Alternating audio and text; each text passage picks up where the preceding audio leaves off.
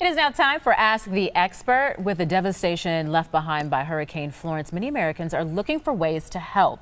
And the best way to do that is by donating money, but you have to do it wisely. So we have financial advisor Brad Allen from wealthwisconsin.com. He joins us with an advice on how to donate.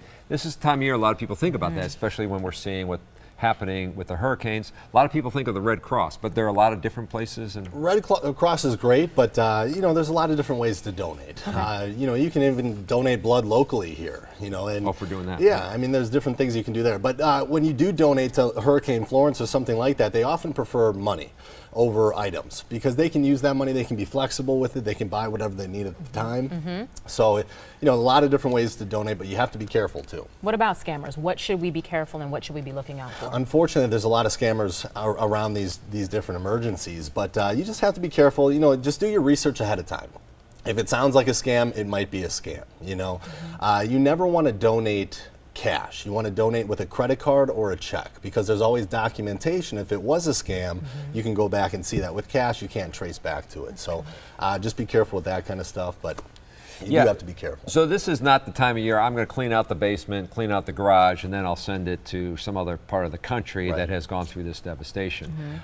Money helps because that organization then can sometimes do more with those dollars. Yeah, I mean, if they need water, they can buy water. If they need food, they can do that. And sometimes at a better cost, lower cost, Right. because they're buying it in such bulk. Yeah.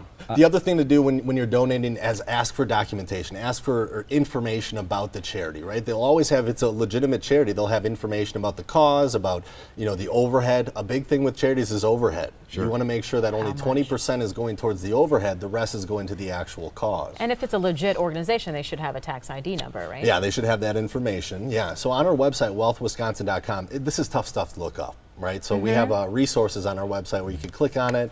It'll show you the overhead. It'll show you all that information about each charity. And sometimes it's an easy route. I mean, we saw what J.J. Watt did last year. Right. He's an influencer. He was able to influence people to give. A high-profile person was able to generate, I think, more money, millions more than ever thought. Yeah. But people are like, oh, I know him, but you got to see what his organization is all about. A lot of great charities out there. You just want to know ahead of time who you're giving money to and where it's actually going. The other thing, too, is don't give money over the phone. Try not to. Okay. A lot of these telemarketing companies, they take a portion of that profit before it goes. So the idea is to get most of your money, if not all of it, to the actual cause. So you want to try to look around that kind of stuff. All right, good information. Thanks. Have a question for our experts? Email them at asktheexpert@today'stmj4.com. You can leave a voicemail.